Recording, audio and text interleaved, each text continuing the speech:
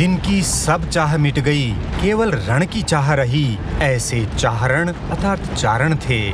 चारण तत्वज्ञानी थे, आत्मस्थ थे, शरीर को फटे पुराने कपड़े की तरह त्याग सकते थे। चारण पशु बलि के रक्त लगे काले कपड़े पहनते थे, निर्भय थे, दोनों हाथों में तलवार रखते थे।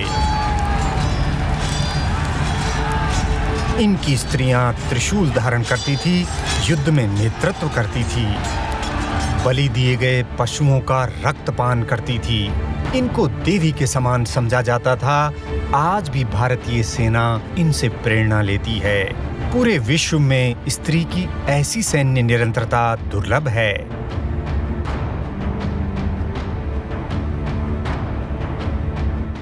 चारण युद्धों में भयंकर रक्तपात करते थे। वे सेना के हरावल दस्ते पर रहकर पहला प्रहार करते थे और किले के द्वार पर रहकर शत्रु का पहला प्रहार झेलते थे।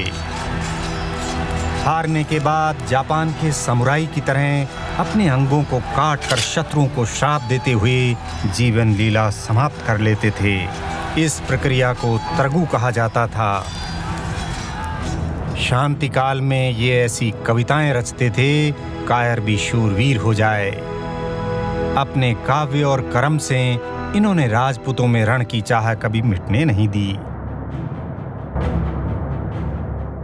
आत्मबल के आवेश में रणबांकुरे आक्रमणकारियों को लगातार हराते रहे, जीते हुए किलों को वापस लेते रहे, लेकिन लगातार होते आक्रमणों का सामना करते करते करोड़ों नरनारी मारे गए।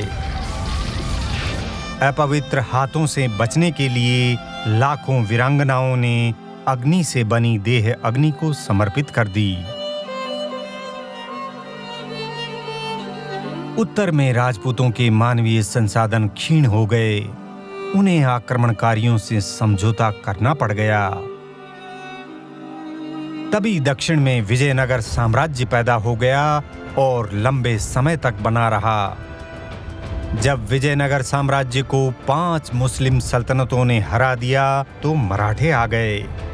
न केवल दक्कन बल्कि वे दिल्ली तक पहुंच गए। जब अंग्रेज भारत पर अधिकार कर रहे थे तब भारत में मुगल नहीं, मराठा छाए हुए थे। रण की चाह कभी मिटी ही नहीं। आज भारत में जो प्राचीन संस्कृति दिखाई देती है वह मूलतः मराठा प्रभुत्व का परिणाम है।